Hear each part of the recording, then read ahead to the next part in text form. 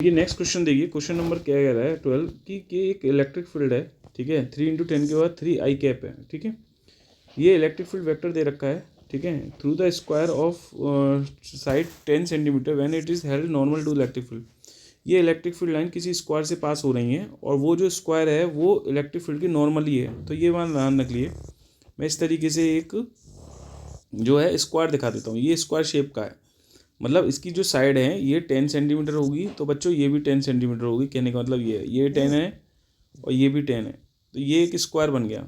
और ये स्क्वायर जो रखा है, ये एरिया जो है, ठीक है, ये एरिया कह लो, स्क्वायर जो एरिया है स्क्वायर है, ठीक है। ये स्क्वायर हमेशा याद रखना, क्वेश्चन में गिवन है इलेक्ट्रिक फील्ड की कैसे है, परपेंडिकुलर है। कैसे है बच्चा, इलेक्ट्रिक फील्ड की परपेंडिकुलर है, ऐसे इलेक्ट्रिक फील्ड की परपेंडिकुलर है। क्लियर है। ये इलेक्ट्रिक फील्ड वेक्टर दे रखा है, यहाँ पर क्या दे रखा है, इलेक्ट्रिक फील्ड वेक्टर 3 × 10 के बाद 3 × आई कैप। क्लियर है। अब मुझे बताओ इसका एरिया वेक्टर किधर होगा, एरिया वेक्टर भी इधर ही होगा। एरिया वेक्टर जो होगा एरिया के परपेंडिकुलर होगा। ये एरिया है, इस एरिया का परपेंडिकुलर वेक्टर किधर होगा, इधर ही तो होगा एरिया वेक्टर, ठीक है। और जो वेक्टर ए होगा उसका मैग्नीट्यूड यहाँ आ जाएगा प्लस उसकी डायरेक्शन, वो भी एक्स डायरेक्शन में है, तो ए × आई कैप हो जाएगा। एरिया कितना होगा बेटा, 10 × 10 कितना हो गया 100, और सेंटीमीटर स्क्वायर को अगर मीटर स्क्वायर में कर दोगे तो 10⁻4 लिख सकते हैं हम, ठीक है, इंटू आई कैप हो जाएगा। ये एरिया वेक्टर हो जाएगा। क्लियर है। अब आपको क्या करना है, इलेक्ट्रिक फ्लक्स निकालना है इससे जुड़ने वाला। तो फ्लक्स का फॉर्मूला जो होता है वो होता है vector E dot vector A, या तो ऐसा कर लो, ठीक है, या ऐसा कर लो कि अगर हम वेक्टर फॉर्म में, क्योंकि ये क्वेश्चन में वेक्टर फॉर्म दे रखी है तो हम वेक्टर फॉर्म में लिख सकते हैं इसे। कैसे लिख सकते हैं, देखो पहले एक तरीके से ये बता दे रहा हूँ, फिर दूसरा तरीका बता दूंगा।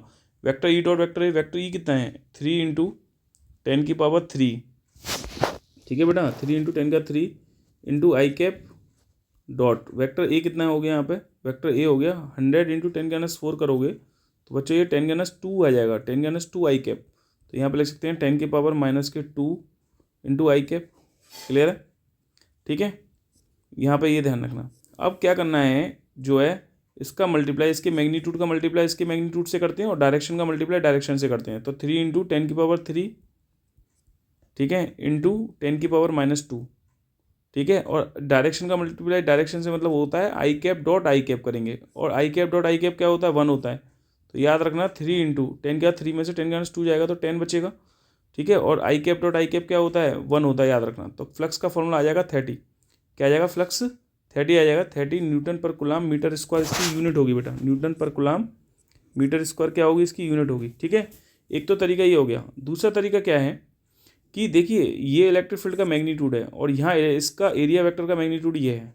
अगर हम मैग्नीट्यूड के टर्म्स में लिखें फॉर्मूला, तो फ्लक्स का फॉर्मूला जो होता है मैग्नीट्यूड के टर्म्स में वो होता है फ्लक्स का फॉर्मूला ई ए कॉस थीटा। क्या होता है, ई ए कॉस थीटा, याद रखना, ठीक है, मैग्नीट्यूड के टर्म्स में, ठीक। लेकिन थीटा क्या होता है, थीटा एक एंगल होता है बिटवीन द वेक्टर ई और वेक्टर ए के बीच का, इलेक्ट्रिक फील्ड और एरिया वेक्टर के बीच का एंगल होता है। यहाँ इलेक्ट्रिक फील्ड और एरिया वेक्टर दोनों सेम डायरेक्शन में, तो थीटा की वैल्यू कितनी हो जाएगी बच्चों 0 डिग्री हो जाएगी, ठीक है। तो फ्लक्स का फॉर्मूला क्या आ जाएगा, फ्लक्स का फॉर्मूला आ जाएगा ई × ए कॉस 0, और कॉस 0 की वैल्यू 1 होती है, तो फ्लक्स का फॉर्मूला आ गया ई × ए।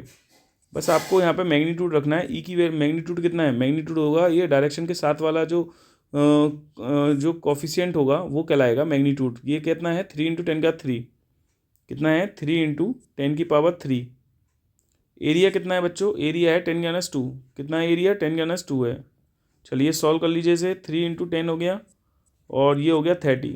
तो यही चीज़ वहाँ से भी आई, यही चीज़ यहाँ से भी आई है। दोनों फॉर्म में मैंने आपको करके बता दिया है कि किस तरीके से आप कर सकते हैं, जो आप अप्रोच करना चाहें तो, क्योंकि इलेक्ट्रिक फील्ड एक वेक्टर फॉर्म में दे रखा था तो ये फार्मूला भी लगा सकते हैं फ्लक्स का, या ये वाला फार्मूला भी लगा सकते हैं, कोई प्रॉब्लम नहीं है किसी में भी, ठीक है बेटा। Thank you.